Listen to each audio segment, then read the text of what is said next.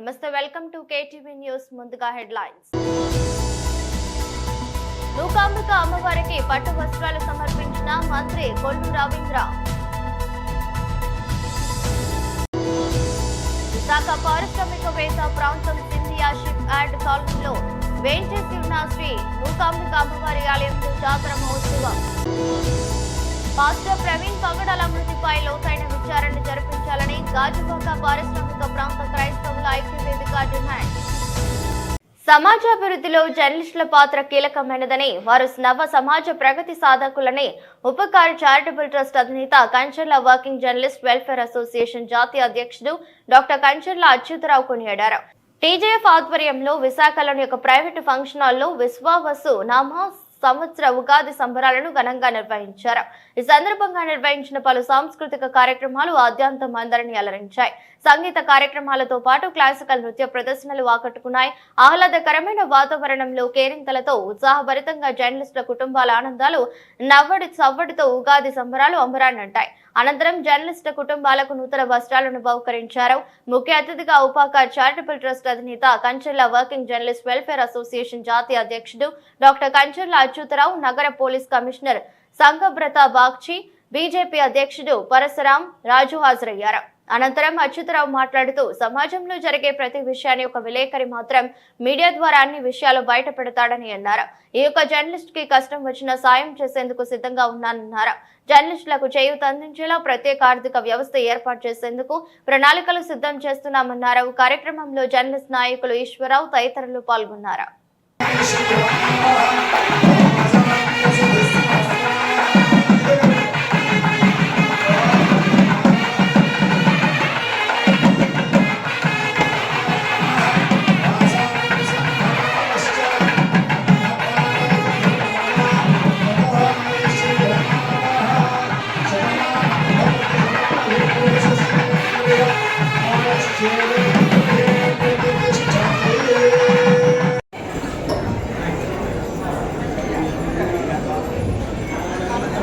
వేదికను అలంకరించిన సిపి గారికి, అలాగే పరశురామ రాజు గారికి, అలాగే డాక్టర్ గారు, అలాగే టీజేఎఫ్ అధ్యక్షులు చౌదరి గారికి, అలాగే మన దొడ్డి కిరణ్కి, తదితర పెద్దలందరికీ, ఈ యొక్క కార్యక్రమానికి చేసిన మీడియా సోదరులందరికీ నా హృదయపూర్వక ఉగాది శుభాకాంక్షలు తెలియజేసుకుంటున్నాను. మరి టీజేఎఫ్ కార్యక్రమం అంటే ఎప్పుడు కూడా అట్టహాసంగానే ఉంటుంది. వాళ్ళు ఏ కార్యక్రమం చేసినా చాలా గ్రాండ్గా సెలబ్రేట్ చేయడం అనేది జరుగుతుంది. మరి వాళ్ళు చేసిన ప్రతి ఒక్క కార్యక్రమం నేటి ఉరుకుల పరుగుల జీవితంలో ఫిట్నెస్ అనేది చాలా అవసరం. ఉద్యోగం, కుటుంబం, సాంఘిక బాధ్యతలు, వీటి మధ్య మన ఆరోగ్యాన్ని నిర్లక్ష్యం చేయడం సులభం. కానీ ఫిట్నెస్ కి సమయం కేటాయించడం మన శారీరక మరియు మానసిక ఆరోగ్యానికి చాలా ముఖ్యమని ప్రముఖ international fitness trainer, global athlete John Karpathakis పేర్కొన్నారు. విశాఖలోని F45 ఫిట్నెస్ సెంటర్ లో ఫిట్నెస్ పై అవగాహన కార్యక్రమం నిర్వహించారు. ఈ సందర్భంగా ఆయన మాట్లాడుతూ, ఫిట్నెస్ అంటే కేవలం బరువు తగ్గడం మాత్రమే కాదు, ఇది మన శరీరాన్ని మరియు మనస్సును ఆరోగ్యంగా ఉంచడానికి సహాయపడుతుందన్నారు. శరీరంలో శక్తి స్థాయిలను పెంచడంతో పాటు ఒత్తిడిని తగ్గించడం, మంచి నిద్ర అందించడంతో పాటుగా గుండె జబ్బులు, మధుమేహం మరియు క్యాన్సర్ వంటి దీర్ఘకాలిక వ్యాధుల ప్రమాదాన్ని తగ్గించడంలో ఫిట్నెస్ అనేది కీలక పాత్ర అన్నారు.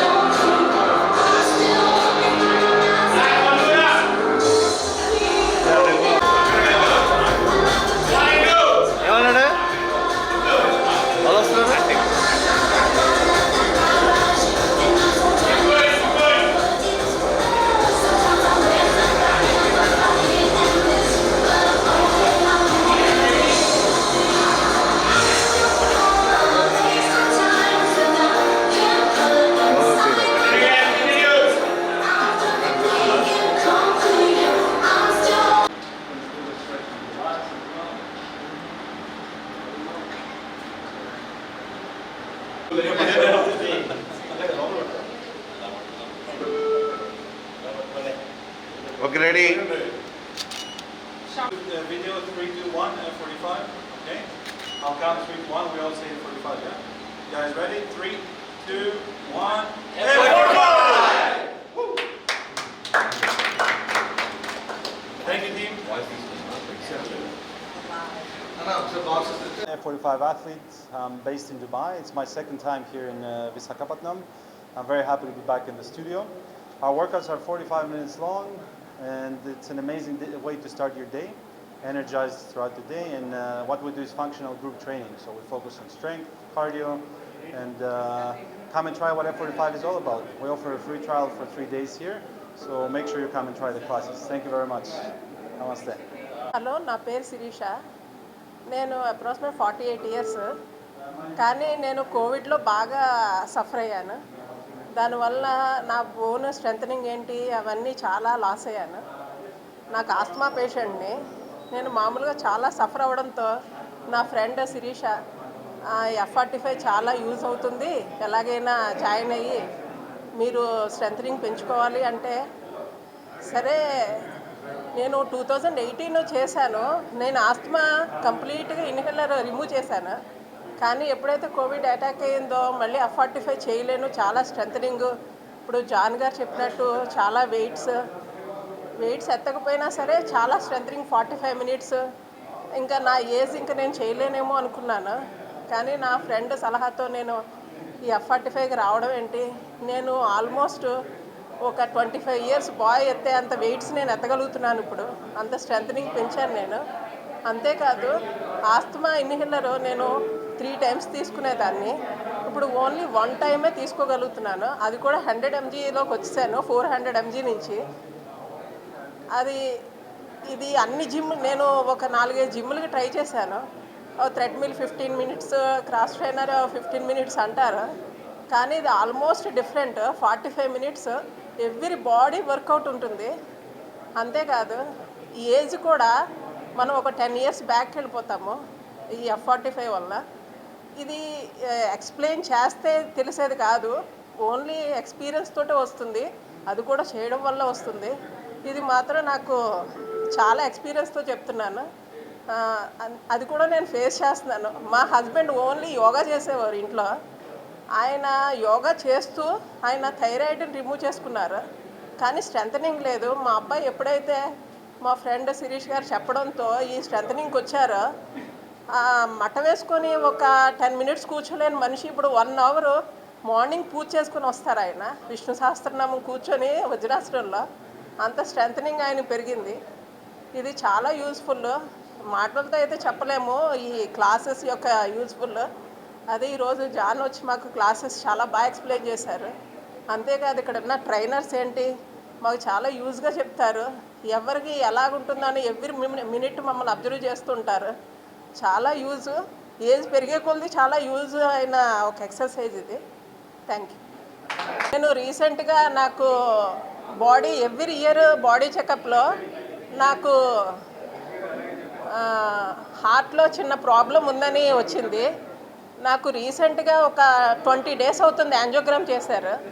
ఆ యాంజియోగ్రామ్లో ఏమీ లేదన్నారు.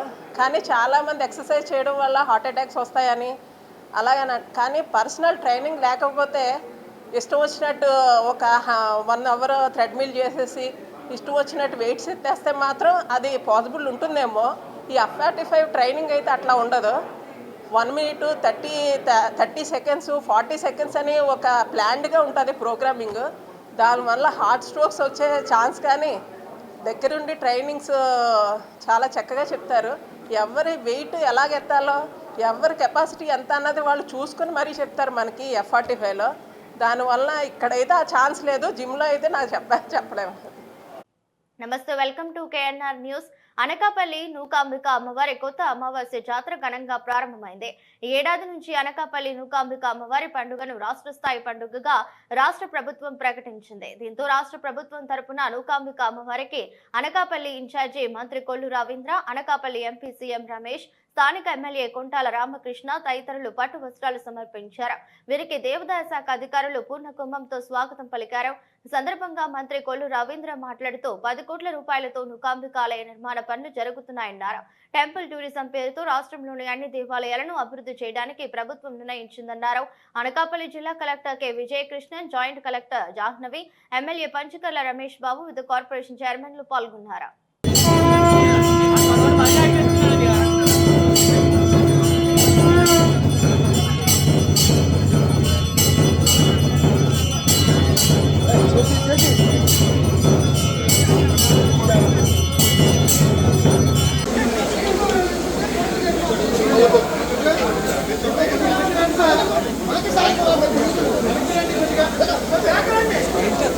వారికి అదే అనకాపల్లి పార్లమెంట్ సభ్యులు గౌరవ సీఎం రమేష్ గారికి, అనకాపల్లి శాసనసభ్యులు గౌరవ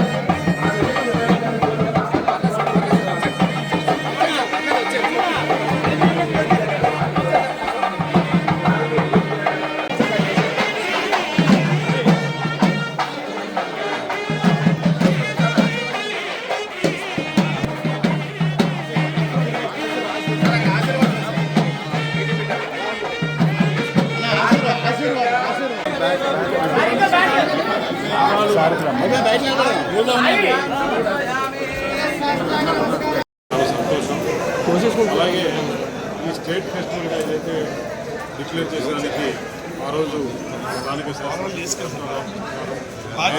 ముఖ్యమంత్రి గారిని కలిసి తిరిగిన వెంటనే ఆయన క్షణం కూడా ఆలోచించకుండా కంపల్సరీ చేయాలని చెప్పేసి ఆయన ఎంటప్పుడే ఆర్డర్స్ ఇవ్వడం.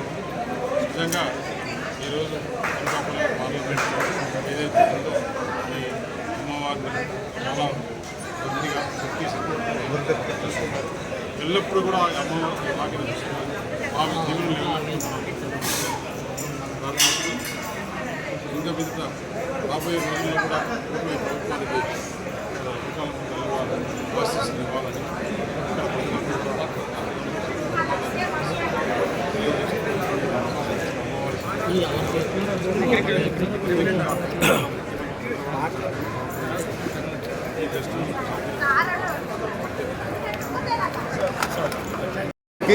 అదేవిధంగా పార్లమెంట్ సభ్యులు సీఎం రమేష్ గారికి, గోవింద్ గారికి, దాడి వీరభద్రరావు గారికి అందరికీ కూడా పేరు పేరున ధన్యవాదాలు తెలియపరుస్తూ ఈ ఉత్సవం ఎంతో ఘనంగా గతంలో కంటే ఘనంగా జరిగే విధంగా సహకరించిన పెద్దలందరికీ నా హృదయపూర్వక అభినందనలు తెలియపరుస్తూ ఆ నౌకాలమ్మ వారి ఆశీస్సులు వెళ్ళవేళలా ఈ రాష్ట్రంపై, రాష్ట్ర ప్రజలపై ఉండాలి అని కోరుకుంటూ రేపు వచ్చే ఉగాదికి ఒక పర్వదినంగా తెలుగు నూతన సంవత్సరం పండగ కాబట్టి ఉగాది కూడా ఈ నెల రోజులు కొత్త అమావాస్య కార్యక్రమం ఏదైతే జరుగుతుందో అది ఉగాది ప్లస్ కొత్త అమావాస్య అన్నీ కూడా కలిపి చేసే విధంగా ఎన్టీఆర్ స్టేడియంలో మంచి కార్యక్రమాలు ఈ 30 రోజులు మన సంస్కృతిని ప్రతిబింబించే విధంగా నేటి తరానికి సంస్కృతి గురించి తెలిసే విధంగా కార్యక్రమాలు రూపొందించడం జరిగింది. కాబట్టి ప్రజలందరికీ కూడా సహకరిస్తున్న ప్రజలకు, నాయకులకు అందరికీ మరొకసారి నా హృదయపూర్వక ధన్యవాదాలు. విశాఖ పారిశ్రామిక ప్రాంతం సింధియా షిప్ యార్డ్లోనే వెంచేసి ఉన్న శ్రీ నూకాంబిక అమ్మవారి ఆలయంలో జాతర మహోత్సవాలను గాంధీగ్రామ్ రెల్లికుల సంక్షేమ సంఘం ఆధ్వర్యంలో ఘనంగా నిర్వహించారు. తెల్లవారుజాము నుంచి అమ్మవారి ఆలయం భక్తులతో కిటకిటలాడింది. మహిళలు వందలాదిగా తరలివచ్చి అమ్మవారికి పసుపు కుంకుమలు సమర్పించి మొక్కులు చెల్లించుకున్నారు. ఆలయ ప్రాంగణంలో ఏర్పాటు చేసిన సంగీత విభావరి అందరినీ ఆకట్టుకుంది. భారీ ఎత్తున అన్న సమారాధన ఏర్పాట్లు చేశారు. కార్యక్రమంలో భాజపా నాయకుడు కదిలిదిండి బద్రీనాథ్, కుల పెద్దలు రౌతు అప్పారావు, ధనాల రామారావు, మర్రాడ రాజారావు, లక్ష్మణరావు, దుర్గారావు, కామేశ్వరరావు, చిన్నారావు, సోమనాథులు, సురేష్, రౌతు, ఈశ్వరరావు, నరసింహమూర్తి తదితరులు పాల్గొన్నారు.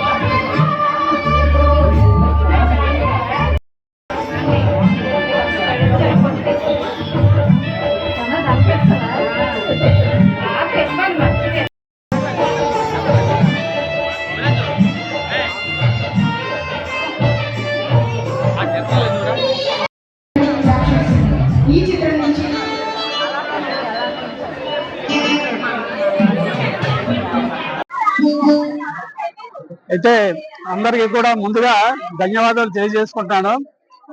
హిందుస్థాన్ షిప్ యార్డ్ స్టార్టింగ్ దగ్గర నుంచి మొట్టమొదటి చెప్పాలంటే నూకంబిక అమ్మవారు ఆ చెట్టు దగ్గర, అలాగే ఒక రాయి ఉండేది, దాన్ని మా పూర్వీకులు అంటే ఇప్పుడు 4 తరాలు, ఇప్పుడు షిప్ యార్డ్ ఎప్పుడైతే స్టార్ట్ అయిందో అప్పటి నుంచి ఈ నూకంబిక అమ్మవారి యొక్క పూజా పునస్కారాలన్నీ మా పూర్వీకులు చేసేవారు. 2 తరాలు, మీ 3వ తరం, ఇప్పుడు 4వ తరం కూడా చేస్తున్నారు. అయితే మొత్తం పొలంలో ఉన్నటువంటి అందరూ కూడా ఇక్కడికి ఆ పండుగ రోజున వచ్చి ఈ పూజా కార్యక్రమంలో పాల్గొని వాళ్ళు అమ్మవారిని ఆశీస్సులు పొందుతుంటారు. అయితే ఈ షిప్ యార్డ్ కాలనీ ఉన్నప్పుడు అప్పుడు ఎలాగో వచ్చేవారో వేరు ప్రాంతాలు వెళ్ళిపోయినా కూడా ఇక్కడికి ఈ రోజు అమ్మవారి దర్శనానికి వస్తున్నారంటే ఆ అమ్మవారే రప్పించుకుంటారని మా యొక్క అభిప్రాయం. నేను హిందుస్థాన్ షిప్ యార్డ్ లో SC/ST ప్రెసిడెంట్ గా చేశాను, ఆనరబుల్ ప్రెసిడెంట్ గా చేశాను. అలాగే కలిదిండి సీతారామరాజు గారి ఆధ్వర్యంలో ట్రేడ్ యూనియన్ లో కూడా కోర్సులు చేశాను. తర్వాత రెల్లికుల సంక్షేమ సేవా సంఘం, రాష్ట్ర రెల్లికుల సంక్షేమ సేవా సంఘంలో ఆనరబుల్ ప్రెసిడెంట్ గా చేసి రాష్ట్ర మహాసభలు కూడా వైజాగ్ లో ఏర్పాటు చేయడం జరిగింది. ఈ విధంగా ఈ అమ్మవారు కూడా ప్రతి సంవత్సరం పెద్దలుగా మేమంతా ఉండి కుర్రాళ్ళు ముందుకు పెట్టి నడిపించే కార్యక్రమం చేస్తున్నాం. రాను ఎంకరేజ్ అవుతుంది. పండగ అమ్మవారు దర్శించుకోవడానికి రాను ఎక్కడెక్కడి నుంచో వచ్చి దర్శించుకుంటారు. అది మాకు చాలా ఆనందంగా ఉంటుంది. కాబట్టి మీరు ఈ కార్యక్రమానికి వచ్చి మాకు సహకరించినందుకు మీకు ప్రత్యేకమైన ధన్యవాదాలు తెలియజేయండి. ముఖ్యంగా షిప్ యార్డ్ కాలనీ ప్రజలకు కూడా, హిందుస్థాన్ షిప్ యార్డ్ లో పనిచేసిన ప్రతి ఒక్కరు కూడా పేరున ధన్యవాదాలు తెలుపుకుంటున్నాం.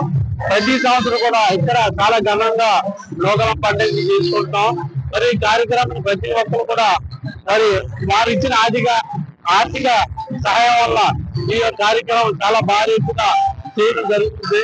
మేము చిన్నప్పటి నుంచి కూడా ఇక్కడ పండుగ ప్రతి సంవత్సరం కూడా బాగా జరిగింది. మరికొన్ని అనివార్య కారణాల వల్ల షిప్ యార్డ్ కాలనీలో ఇల్లు తీసేయడం వల్ల అందరూ బయటికి వెళ్ళిపోయారు. అయినా సరే ఈ రోజు నూతనం పండుగ అనగానే ప్రతి ఒక్కరు కూడా వచ్చి ఈ కార్యక్రమానికి జయప్రదం చేస్తుంటారు. వారికి ప్రత్యేకించి ఆ కమిటీ తరఫున ధన్యవాదాలు తెలుపుకుంటున్నాం. అలాగే ఈ కార్యక్రమం చేసిన మీడియా వారికి అందరూ కూడా ఈ సభ బట్టి అందరికీ నమస్కారాలు తెలియజేస్తూ ధన్యవాదాలు తెలుపుకుంటున్నాం. పాస్టర్ ప్రవీణ్ పగడాల మృతిపై లోతైన విచారణ జరిపించాలని గాజువాక పారిశ్రామిక ప్రాంత క్రైస్తవుల ఐక్యవేదిక డిమాండ్ చేసింది. ఈ మేరకు పాత గాజువాక చర్చిలో ఏర్పాటు చేసిన మీడియా సమావేశంలో ఐక్యవేదిక ప్రతినిధులు bishop L Samuel, Addepalli Ravibabu, Puchcha Vijay కుమార్లు మాట్లాడుతూ ప్రవీణ్ మరణం క్రైస్తవ సమాజానికి తీరని లోటు అని అన్నారు. ఆయన పేదలకు గొప్ప సేవలు అందించారని కొనియాడారు. ఆయన మృతిపై సమగ్ర విచారణ జరపాలని కోరారు. క్రైస్తవ సమాజంలో ఎంతో పేరొందిన పాస్టర్ ప్రవీణ్ మరణం పలు అనుమానాలకు దారితీస్తున్నాయని అన్నారు. కార్యక్రమంలో David Raju, Subhakar, doctor Prabhakar, Alfred Mahanti, Billy Graham, Ashok Babu, Vijayadas, Anand Kumar, SB Singh, Dhanaraju తదితరులు పాల్గొన్నారు.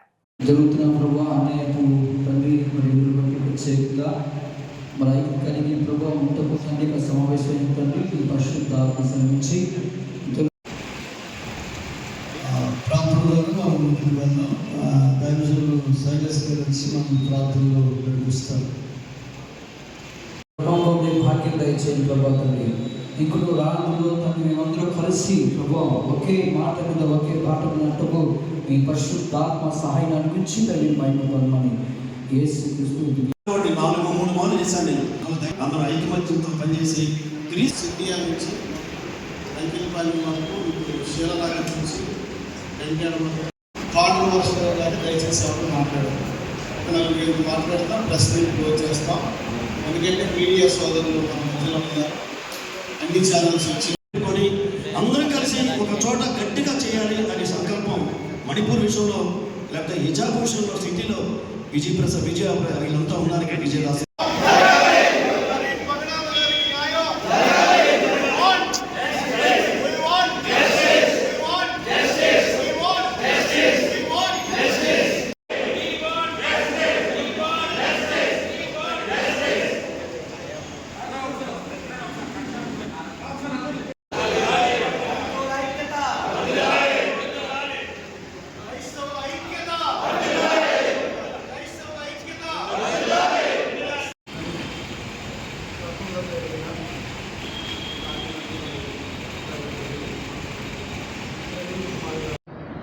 ఈ సమావేశానికి వచ్చినటువంటి మీడియా ప్రతినిధులకు, క్రైస్తవ నాయకులకు, ఈ పారిశ్రామిక ప్రాంతంలో ఉన్నటువంటి ప్రతి నాయకునికి కూడా నా నమస్కారాలు తెలియజేస్తూ ఉన్నాను. వచ్చినందుకు మీ అందరికీ కూడా ప్రత్యేక ధన్యవాదాలు తెలియజేస్తున్నాను. ఈరోజు ఈ యొక్క ప్రెస్ మీట్ ఉద్దేశం ప్రవీణ్ పగడాల వారి యొక్క మరణం క్రైస్తవ లోకాన్ని దిగ్భ్రాంతిని చేసింది. అంతేకాదు క్రైస్తవులకి రక్షణ కావాలి, క్రైస్తవులకి భద్రత ఉందా అనేటువంటి ప్రశ్న క్రైస్తవులలో ఉండేటువంటి పరిస్థితులు ఆ మరణాన్ని బట్టి మాకు అనుమానాలు వ్యక్తం చేస్తున్నాయి. దయచేసి ప్రవీణ్ పగడాల గారి యొక్క మరణం అది ప్రవీణ్ పగడాల గారి యొక్క మరణం అనుమానాస్పదంగా ఉంది.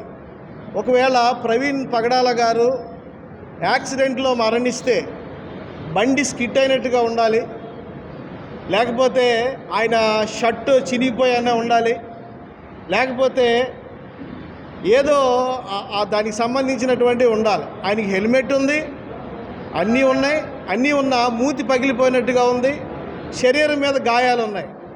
కాబట్టి ఇది హత్య అని మాకు అనుమానాస్పదం. గౌరవ పోలీసు వారికి కూడా తెలియచేసేది ఏంటంటే ఈ దర్యాప్తుని మీరు లోతుగా దాన్ని దర్యాప్తు చేయాలని, తప్పకుండా క్రైస్తవులకి భద్రత కల్పించాలని పోలీసు వారు కానీ ప్రభుత్వం వారు కానీ మాకు సరైనటువంటి భద్రత కల్పించాలని, మాకు సెక్యూరిటీ కావాలని మేము కోరుకుంటున్నాం. ప్రవీణ్ పగడాల గారు యొక్క మరణం దారుణమైనటువంటి హత్యగా మాకు అనుమానంగా ఉందండి. దాంట్లో అనుమానం ఏమాత్రం లేదు. ఎందుకంటే అక్కడ ఆనవాళ్ళు కనపడుతున్నాయి. దాన్ని మసిపూసి మారేడుకాయ చేసే విధంగా ఒకవేళ రిపోర్ట్స్ ఇస్తే మాత్రం రాబోయే రోజుల్లో దానికి పర్యవసానం క్రైస్తవులు తిరగబడే పరిస్థితి వస్తుంది. ఈనాడు క్రైస్తవులు, ముస్లింలు, హిందువులు అందరూ కలిసి ఓటేస్తేనే ప్రభుత్వాలు ఎన్నుకోబడ్డాయి. అందరూ ఐక్యతగా ఉన్నాం. ఈ రోజున ఎక్కడా కూడా క్రైస్తవులు, ముస్లింలు, క్రైస్తవులు అందరూ ఒక అన్నదమ్ముల్లాగా భావిస్తున్నాం. ఇది కేవలం కొంతమంది మతోన్మాదులు కావాలని చేస్తున్నటువంటి పనులు. మన ఒక ఆవిడ ఎవరో పిచ్చిదో మంచిదో తెలియదు, పిచ్చిదానికి లాగా పగడాలా పగిలిందనే ఒక పాట పాడి వెటకారంగా వాడింది. పోలీసు వారు ఏం చేస్తున్నారు? ఎందుకు ఆవిడికి అంత కక్ష క్రైస్తవుల మీద? క్రైస్తవులు ఎడ్యుకేషన్ ఇస్తున్నారు, క్రైస్తవులు అనేక మందికి అనాథలకు ఆశ్రయం ఇస్తున్నారు, క్రైస్తవులు అనేక మందిని ఆదరిస్తున్నారు. ఇలాంటి వారి మీద ఆవిడకి ఎందుకు అంత పగ? ఎందుకు ఆవిడ అలాగూ రెచ్చగొట్టి మాట్లాడటం? అలాంటి వారిని సరైనటువంటి రీతిలో చర్యలు తీసుకోవాలని, అంతేకాదు చాలా దారుణంగా ఎటకారంగా మాట్లాడింది ఆవిడ. ఆ వీడియో చూస్తే క్రైస్తవులు ఒళ్ళు గగురు పొడుస్తుంది. మేమేం చేతకాని వాళ్ళం కాదండోయ్, క్రైస్తవులు అంటే ప్రార్థన చేస్తారులే, పర్వాలేదులే అని మీరు అనుకుంటున్నారేమో. మేమేం చేతకాని వాళ్ళం కాదు. కాకపోతే మన జీవితాలు మేము క్రైస్తవులుగా మారాము, మార్పు చెంది ప్రార్థన చేసేవారుగా ఉన్నాం. కాబట్టి క్రైస్తవుల మీద ఈసారి దాడి జరిగితే, ఒకవేళ అలాంటి పరిస్థితులు ఎదురైతే తిరగబడవలసిన పరిస్థితి కూడా వస్తుంది. ఈ రోజున చిన్న చిన్న విషయాలు ఎక్కడో చిన్న ఇష్యూ జరిగితే దాన్ని పెద్ద ఇష్యూగా చూపిస్తున్నారు. ఎందుకు ప్రవీణ్ పగడాల విషయంలో స్పందించాలి. ఈ రోజున క్రైస్తవ లోకమంతా తిరగబడింది, క్రైస్తవులంతా ఏకమయ్యారు. గాజువాక పారిశ్రామిక ప్రాంతంలో ఉన్న క్రైస్తవులే కాదు, విశాఖపట్నంలో ఉన్న క్రైస్తవులంతా ఏకమయ్యారు. అంతేకాదు రాష్ట్రమంతా ఏకమైంది. రాబోయే దినాల్లో మేమేంటో చూపించడానికి కూడా మేము రెడీగా ఉన్నాం. ఒకప్పుడు ఏదో అనుకుంటున్నారేమో, వీళ్ళు క్రైస్తవులు ఏం చేయరు, ప్రార్థన చేస్తారు అని అనుకుంటున్నారేమో. కాదు. మేము వార్తలు ముగించే ముందు మరోసారి హెడ్లైన్స్. నూకాంబిక అమ్మవారికి పట్టు వస్త్రాలు సమర్పించిన మంత్రి కొల్లు రవీంద్ర. విశాఖ పారిశ్రామికవేత్త ప్రాంతం సింధియా షిప్ యార్డ్ కాలనీలో వేంచేసి ఉన్న శ్రీ మూకాంబిక అమ్మవారి ఆలయంలో జాతర మహోత్సవం. పాస్టర్ ప్రవీణ్ పగడాల మృతిపై లోతైన విచారణ జరిపించాలని గాజువాక పారిశ్రామిక ప్రాంత క్రైస్తవుల ఐక్య వేదిక డిమాండ్. ఇదరస్ట్ బులెటిన్ మరో బులెటిన్లో మళ్ళీ కలుద్దాం. అంతవరకు సెలవు. నమస్కారం.